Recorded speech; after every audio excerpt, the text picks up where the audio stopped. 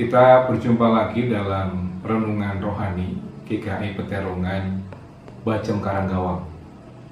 Kali ini kita akan belajar suatu tema, melanjutkan pertemuan dengan saya di pertemuan sebelumnya, yaitu bersyukur.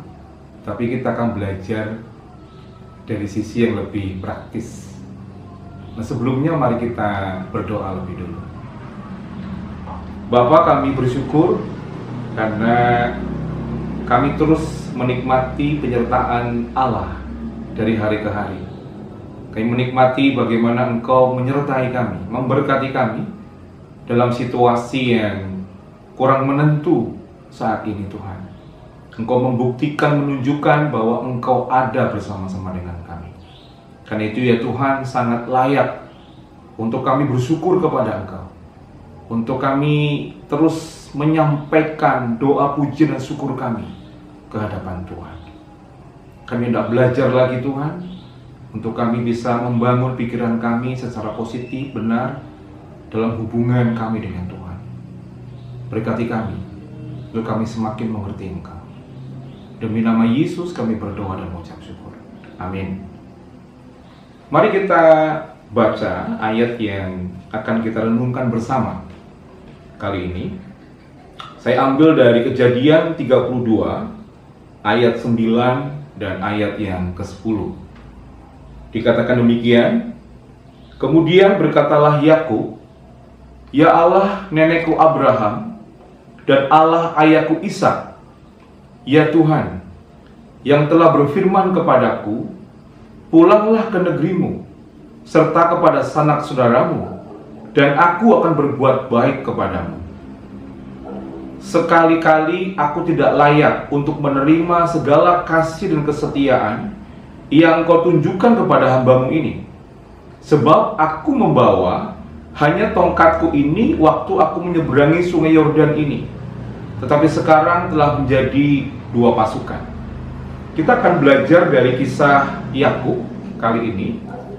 Yakub setelah dia memperoleh doa berkat dari ayahnya Ishak, doa sebagai yang sulung, walaupun dengan sedikit tipu daya sebenarnya pada waktu itu, maka kemudian atas perintah kedua orang tuanya, Yakub pergi ke rumah Laban, pamannya, di Padan Aram, karena Esau marah dan ada kemungkinan besar Esau berniat untuk membunuh Yakub pada waktu itu.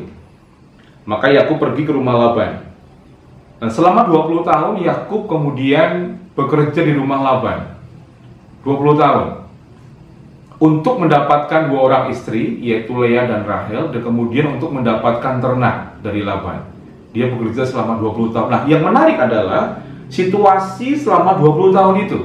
Rupa-rupanya selama 20 tahun itu upahnya diubah oleh Laban sebanyak 10 kali. Kita bisa membayangkan suasana kebatinannya Yakub, merasa menderita karena upahnya diubah dengan suka-suka oleh Laban sebanyak 10 kali.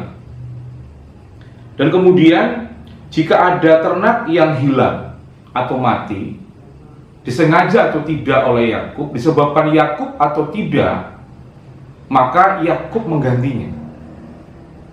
Jadi Yakub mengalami situasi keadaan yang berat. Dia bekerja sangat keras untuk mendapatkan 2 orang istri dan ternaknya. Tapi kemudian Yakub berhasil. Dia menjadi sangat kaya, diberkati oleh Tuhan dia. Lalu kemudian setelah 20 tahun itu, singkat cerita, Yakub memperoleh kesempatan atas kehendak Allah juga untuk kembali ke Kanaan, ke kampung halaman orang tuanya, Ishak, yang masih berada di sana. Dan di tengah perjalanan, dia menyuruh karyawannya, hambanya, untuk menghadap Esau lebih dulu, untuk menyampaikan bahwa Yakub adiknya sudah kembali membawa banyak harta, dan harta itu sebagian akan diberikan, dipersembahkan kepada Esau. Maksudnya adalah supaya Yakub mendapatkan hati Esau Karena dia tahu dia pernah berbuat salah dan kemungkinan besar Esau masih marah. Kemungkinan besar Esau masih marah.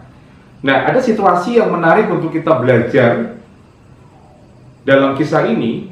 Saya baca beberapa ayat tambahan dari pasal 32, Kejadian 32. Setelah Yakub memerintahkan hambanya, lalu hambanya itu kembali kepada Yakub untuk melaporkan hasilnya.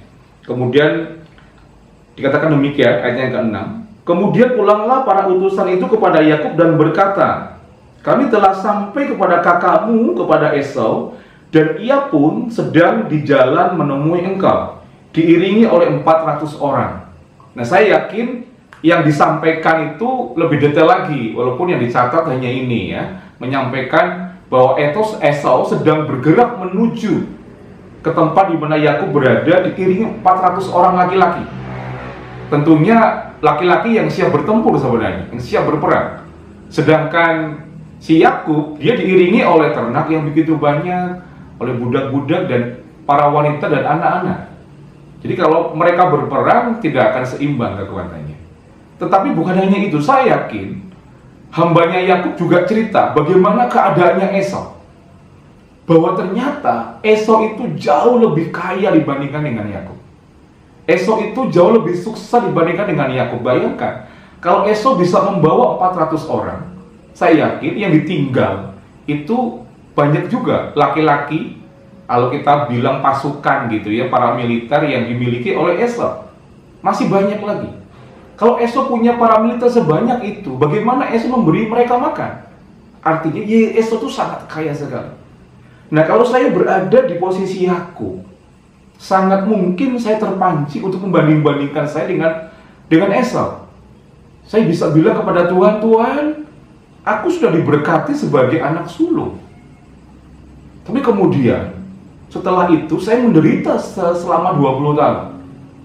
Dan kemudian sekarang saya mendapati ternyata Esau, kakakku, jauh lebih kaya dibandingkan dengan aku.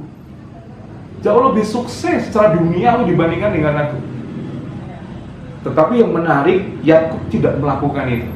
Maka di ayat yang kita baca tadi, di ayat yang ke-10, sekali lagi saya akan bacakan dengan singkat. Sekali-kali, kata Yakub ketika berdoa kepada Allah, sekali-kali aku tidak layak untuk menerima segala kasih dan kesetiaan yang kau tunjukkan kepada hambamu ini. Sebab aku membawa hanya tongkatku ini waktu aku menyeberangi sungai Yordan ini. Tetapi sekarang telah menjadi 2 pasukan. Yakub tidak terpancing untuk membandingkan dirinya dengan Esau. Yakub hanya membandingkan dirinya saat ini, saat itu, dengan saat 20 tahun sebelumnya. Dan Yakub mengucap syukur kepada Allah. Jadi kalau kita belajar secara praktis mengenai mengucap syukur, tantangannya adalah kalau kita gagal untuk membandingkan diri kita hanya dengan diri kita sendiri dan menikmati bagaimana Allah bekerja atas kehidupan kita. Kalau kita mulai melihat kepada orang lain, melihat orang yang lebih sukses misalnya, kita akan mulai tergoda untuk tidak lagi mengucap syukur kepada Allah. Karena kita merasa Allah lebih memberkati orang lain dibandingkan dengan kita. Itulah pelajaran kita. Bagaimana kita bisa membangun diri kita menjadi pribadi yang pandai mengucap syukur. Adalah pada waktu kita bisa fokus dalam hubungan kita dengan Allah, melihat, mengukur, mencatat semua berkat yang Allah berikan kepada kita. Kita akan mengetahui, kita akan melihat betapa hebatnya Allah, betapa mengasihinya Allah kepada kita. Karena berkat-berkatnya pasti begitu banyak buat kita. Mari kita berdoa. Bapa, kami seringkali gagal untuk bersyukur kepada Engkau karena kami melihat orang lain, membandingkan diri kami dengan orang lain. Dan saat ini kami belajar dari Bapak kami Yakub, Bapak kami Israel. Bagaimana Yakub tidak membandingkan dirinya dengan Esau, padahal Esau jauh lebih sukses, jauh lebih kaya, jauh lebih berkuasa dibandingkan dengan dirinya. Dan Esau tidak harus menghadapi masa-masa yang keras, bekerja dengan begitu sulit selama 20 tahun terakhir ini. Sedangkan Yakub harus mengalaminya. Tetapi Yakub tidak melihat Esau.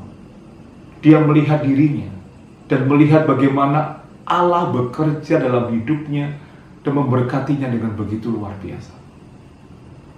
Itulah mengapa Israel kemudian dengan sikap hati yang benar dia mengucap syukur kepada Engkau. Kami pun tidak belajar demikian, Tuhan. Dalam situasi yang sedang terjadi berkembang saat ini, kami hendak belajar tidak melihat orang lain. Kami hendak belajar fokus untuk melihat pekerjaan-pekerjaan baik Allah dalam kehidupan kami. Dan kami yakin kami akan menemukan betapa besarnya kasih Allah kepada kami. Betapa luar biasanya pekerjaan Allah yang baik dalam kehidupan kami. Dan kami hendak bersyukur oleh karena itu kepada Engkau ya Tuhan. Demi nama Yesus kami berdoa. Amin.